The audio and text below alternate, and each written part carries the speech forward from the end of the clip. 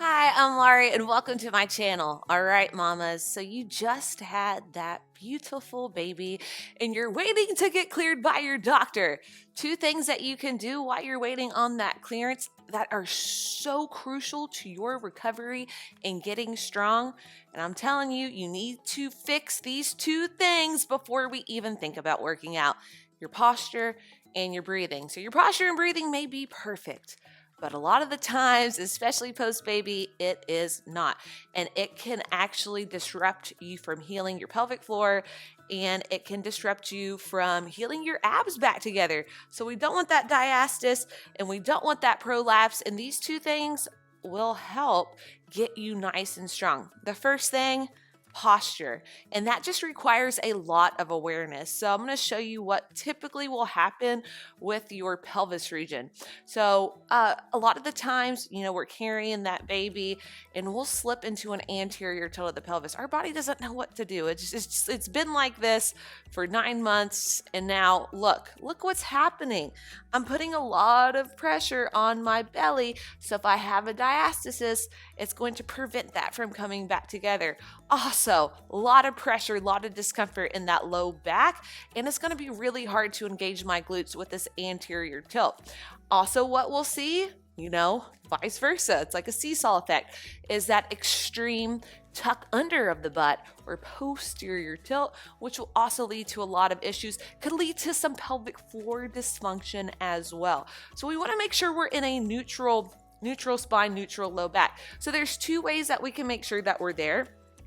You can stand in front of a mirror to the side, place your hands just like so, and then just fix it. Get it to come to a neutral position. So if you're in that anterior tilt, when we bring it to neutral, you should feel a lot of relief along that low back. Same thing, vice versa, a lot of pressure right through here. Bring it back. It should feel like a nice release. Another way to do it is to just place your hands just like so. You're right by the hip bone. If we have that anterior tilt of the pelvis, then you'll notice your hands kind of coming forward.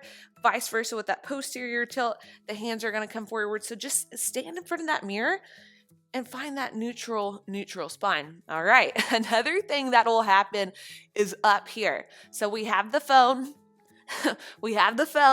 And now we have a baby. Look what's happening up here. And that's so common. I mean, it's going to happen. We're looking at our baby. We can't help it. They're so beautiful. We created them. I get it. All right. But we can't stay like that all day long. It requires a lot of awareness. If we stand like this, we're going to be pretty tight up here. We're going to be pretty miserable up in this area. So a lot of the times we'll have this forward head posture, roundness of the shoulders. And again, that just requires awareness. We just got to bring it back. So a good way to think about this is just throughout the day, like someone is behind you and saying something really interesting, like you're sitting down, someone's behind you, you kind of perk up, right? So they're talking about something super cool. I want to hear it more. Yeah, so that kind of just puts me in a nice neutral position. So just check yourself out in a mirror.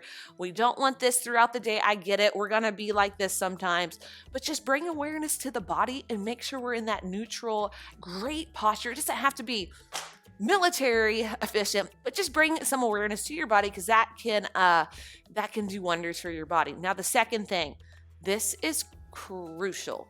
We have got to fix your breathing. If it is messed up, we have got to fix this before we even do anything else. I know, breathing, right? It just comes naturally. We're doing it right now. What do you mean I have to fix something? Well, maybe you don't. Maybe yours is perfect. But a lot of the times during pregnancy, our breathing pattern gets a little messed up because we're squished. Our organs are squished, and we're just trying to breathe. Things get hard towards the end of the third trimester. So we want to make sure now that we have all this free space, we are breathing correctly, right? All right. So here's the kind of rundown of how we should breathe. We take a big, deep inhale. It is long, and we are filling up. Think of the inhale like this motion. Inhale goes down. It travels down. It fills up. the front of your rib cage. It fills up laterally and it fills up back. So we're getting a 360 expansion throughout the rib cage. Not only that, it travels all the way down to the pelvic floor. Your pelvic floor is relaxed. Your abdominals are relaxed on the inhale. Diaphragm is going down on the inhale. Diaphragm is going down on the inhale. Remember that, all right? So everything is loose on the inhale. It travels down 360 breath. As we exhale, naturally, the pelvic floor should lift slightly, and then the rib cage comes down. Your transverse abdominal is engaging. Diaphragm goes back up. All right, so inhale, diaphragm goes down. Exhale, diaphragm comes back up.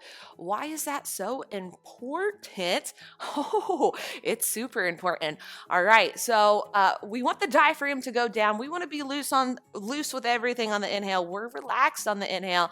Exhale, comes back up.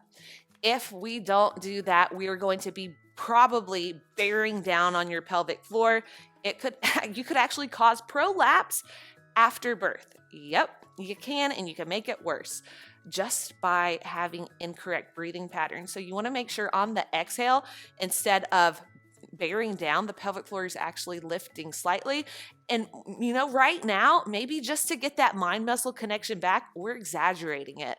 But pretty soon, if we exaggerate it right now, it's just going to come naturally. So let's practice this together, and then I'm going to show you what happens sometimes to some people and kind of like what not to do. But this is how we want to do it. I want to show you that way first. So make your hands into C's. Place them on the outsides of the rib cage. Now, as we inhale, that space should get bigger. Front, laterally, and back of the rib cage should expand. And I want you to feel the inhale go all the way to the pelvic floor. If it doesn't go all the way to the pelvic floor, our inhales are too shallow. So let's go. Inhale. Fill it up, big 360 breath. Everything is loose, and we may want to sit down. We may feel it a little bit better, so take it seated if needed. And then on the exhale, pelvic floor lifts, TVA engages, rib cage goes down. Let's do that again, and then I'll explain what the diaphragm's doing. So keep that going. Inhale, 360 breath. Diaphragm goes down. Pelvic floor is nice and relaxed. On the exhale, diaphragm goes up. All right, so we want to make sure the diaphragm is going down. That's our breathing muscle. It goes down, everything's relaxed. On the exhale, we engage, and that's going to translate to everyday life. Usually on the hard part of an exercise, we're doing the exhale. When we drive through that squat, we're doing the exhale. When we press it up, we're doing the exhale. And we want to make sure the pelvic floor stays lifted on the hard part of that movement, because otherwise we're bearing down on the pelvic floor. We're causing pressure. And over time, repeatedly, with my hand movements, it's going to cause some pelvic floor dysfunction, and it is not good.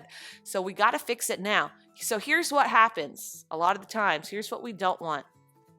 A paradoxical breathing pattern. It's just the reverse of what I just said. So a lot of the times, if you're a shallow breather, if you breathe up here, God, I hate even doing this. If your diaphragm is coming up on the inhale, what's it doing on the exhale? It's going down on the exhale, which can lead to pelvic floor dysfunction. It could lead to prolapse, and it could prevent your abs from coming back together. It's just not good. So, just notice it. It's fixable. It is fixable with practice if that's what you're doing. So we do not want the diaphragm to go up on the inhale and travel down on the exhale. That is bad. That is no good. So if you find yourself in that shallow breathing pattern, you're probably having a lot of neck discomfort too. We just got to fix it. We can sit down and we can fix it. Inhale, feel it go down.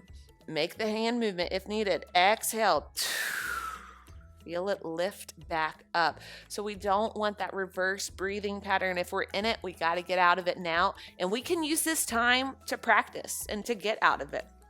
Another thing that happens all the time is we belly breathe. We are only getting front expansion of the rib cage. So if we're constantly breathing like this, just belly and not getting that back expansion, we're putting a lot of pressure on those muscles, and that could also prevent your abs from healing fully, and it could, cause a diastasis, possibly.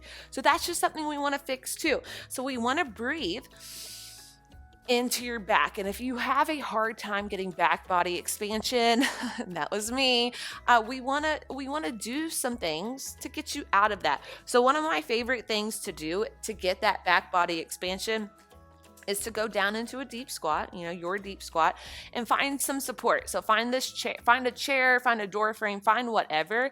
Let that tailbone sink, and you're going to have some roundness of the spine. And just feel the back move on the inhale. Place your hand there. You should feel the breath, the inhale, go there.